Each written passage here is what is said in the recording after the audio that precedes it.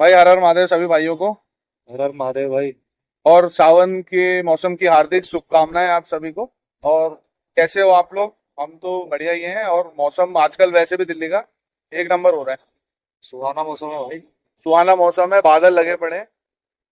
3-4 दिन से तो गर्मी का एहसास ही नहीं हो रहा है, एकदम बढ़िया मौसम हो रखा है। तो और किसी के लिए क्या ही चाहिए, और किसी को कुछ। और बाकी भाई आजकल सुर्खियों में जो आजकल न्यूज में आप हर जगह देख ही रहे होंगे कि झुग्गियां टूटने की न्यूज आ रही है। जो भी सरकारी संपत्ति है जिसको किसी जमाने में जब्त किया गया था या हड़पा गया था, तो अब दिल्ली सरकार ने कानून जो भी पारित किया है जिससे वो सारी गैर कानूनी जो भी जमीनें थी उनको साफ किया जा रहा है। तो बोलो इस बारे में कुछ प्रकाश डालो भाई। भाई जो भी झुग्गियां डाली गई थी यहाँ पर दिल्ली में स्टार्टिंग के टाइम पे, वो- ये ये 1947 के बाद जितनी भी झुग्गियां है, ये संजय कॉलोनी से लेके जो सोनिया कॉलोनी तक है, ये सारी झुग्गियां थी। ये सोनिया विहार मान लो, वहां पर भी झुग्गियां है। आपकी वजीरपुर मान लो, वहां पर भी झुग्गियां है। और बहुत झुग्गियों का हिसाब किताब तो ऐसा है कि आपको पूरी दिल्ली के अंदर में हर जगह हर झुग्गियां जगह दिखेंगी। झुग्गियां मिलेगी। ठीक है, चाहे आप कहीं पे भी ले लो, चाहे आप रोहिणी साइड में ले लो, चाणक्यपुरी की तरफ ले लो, चाहे आप नॉर्थ वेस्ट ले लो या वेस्ट ले लो, कहीं पे भी ले लो, झुग्गियां आपको दिख जाएगी नॉर्मली कहीं पे भी। पर ये झुग्गियां सही है या गलत है, ये सबसे बड़ी बात है ना। ये चीज सही की गई है या गलत की गई है, ये चीजें जो अभी तक आज तक हमने न्यूज देखी है या लोगों का आज तक देखा है ना, तो उसमें हमें लगता है कि यार कहीं ना कहीं गलती सरकार की भी है और कहीं ना कहीं गलती लोगों की भी है। हम्म। ठीक है, क्योंकि सरकार को भी पता था वो संपत्ति जो है वो सरकारी है, पर फिर भी उन्हें बसने दिया, ये उनकी गलती है वो सरकार की। जब जो उस टाइम पे सरकार रही होगी वो उसी को पता होगा कि क्या असलियत है। क्योंकि अब जो वो वहां रह रहे हैं तो वहां बिजली भी फैसिलिटी है, आपकी पानी की भी फैसिलिटी है। तो वो चीज फैसिलिटी तो गवर्नमेंट के द्वारा ही मिली है। वहां भले ही वो लीगल नहीं है जमीन, लेकिन फैसिलिटी उनको सारी मिल रही है, गवर्नमेंट के थ्रू ही मिली है। तो इसमें कहीं ना कहीं सरकार से भी सवाल पूछना चाहिए कि उस टाइम जब भी उन्होंने कब्जा करा, कि जब भी कोई वहां रहने गया, जब भी उनसे तो सवाल पूछो तो वो ये कह रहे हैं कि हमारे तो बाप दादा यहीं पैदा हुए हैं और यहीं से हमने पूरा जीवन काटा है। लेकिन कागजात मांगो तो कागजात के लिए वो कह रहे हैं कि कोर्ट चलो हमारे साथ। सब कागजात मांगा जा रहा है उनसे। तो इसमें क्या ही बोल सकते हैं। अब इसमें सरकारी झुक्कियां तो वैसे पूरी दिल्ली में है, लेकिन बात यह है कि उन्होंने तोड़ा उस जगह पे है जहां सरकारी चीजों को समस्या का सामना करना पड़ रहा था।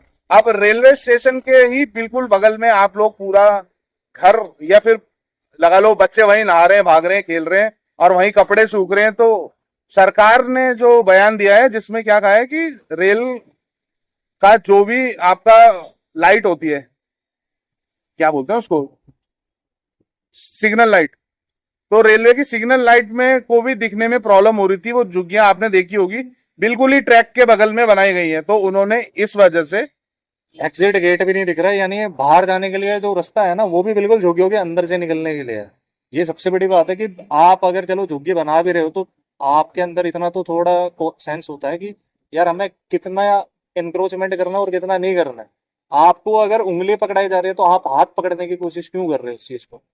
आप खुद भी अपने आप से सोच सकते थे कि भाई ये चीज बहुत ज्यादा ही गलत है। अगर कोई भी अगर कार्रवाई बैठती है तो कहते हैं ना, गेहूं के साथ घुन भी पिसता है। अब जिनका घर दूर भी होगा ना, तो वो भी पिसेंगे इससे। ठीक है, एनक्रोचमेंट तो है, वो गलत तो देखो, अब ये बात सही मान लो या गलत मान लो, गलत को गलत ही कहा जाएगा, उसे सही नहीं करा जा सकता। और इसमें रिलीजन का जो पार्ट है वो तो बिल्कुल ही जोड़ा जा रहा है फालतू में। जैसे कि आम आदमी पार्टी जो है वो रिलीजन को जोड़ रही है इससे, जबकि झुग्गियां तो सबकी टूटेगी भाई। अगर लीगल नहीं है और आपके पास उसके कागजात नहीं है, तो आप किस तरीके से, रजिस्ट्री नहीं है या फिर पावर ऑफ अटॉर्नी भी नहीं है आपकी, तो आप किस वे में कह सकते हो कि ये जमीन आपकी है या आपने कभी खरीदी गई है।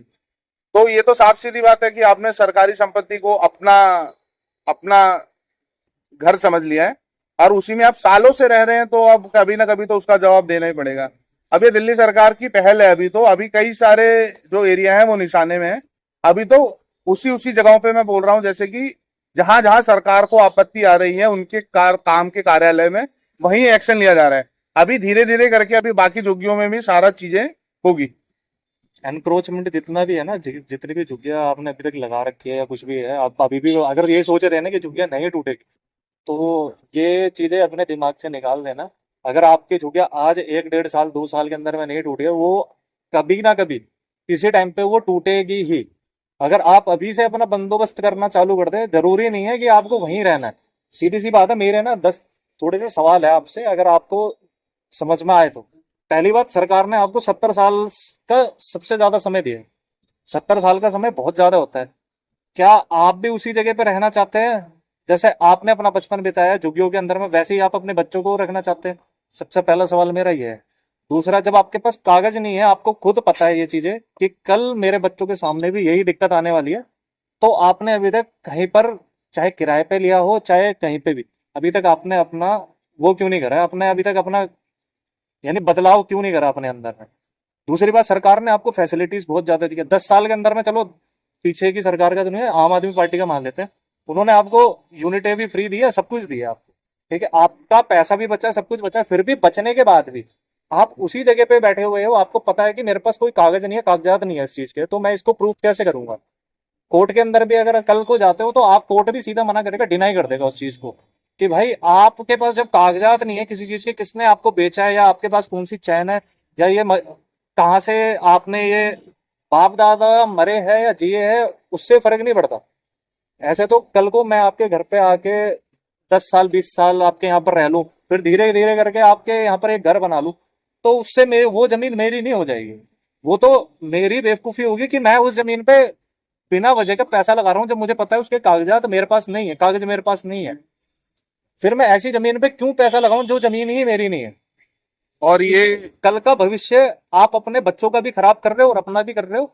सबसे बड़ी बात है सहूलियत, हर चीज सरकार से आपकी जितनी भी अपील थी, सरकार ने आपको पानी भी दे रखा है, वहां पर रोडें भी दे रखी है, सब कुछ दे रखा है, आपको बिजली भी दे रखी है, आपको गैस लाइन भी दे रखी है, सब कुछ दे रखा है।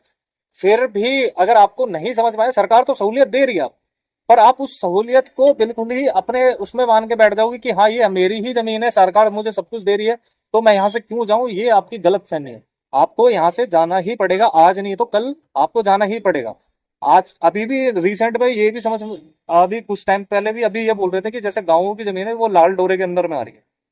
अब सबसे बड़ी बात है कि ये जमीनें बेच कौन रहा है, उन पे क्या एक्शन लिया जा रहा है, कौन कौन इसे इन्वॉल्व है, कौन कौन डीलर है, या कौन इस चीज में शामिल है, पार्षद है, कौन है, जिनकी वजह से ये सारी चीजें प्रॉब्लम आ रही है, उन पे क्या एक्शन लिया जा रहा है, ये सबसे बड़ी बात है।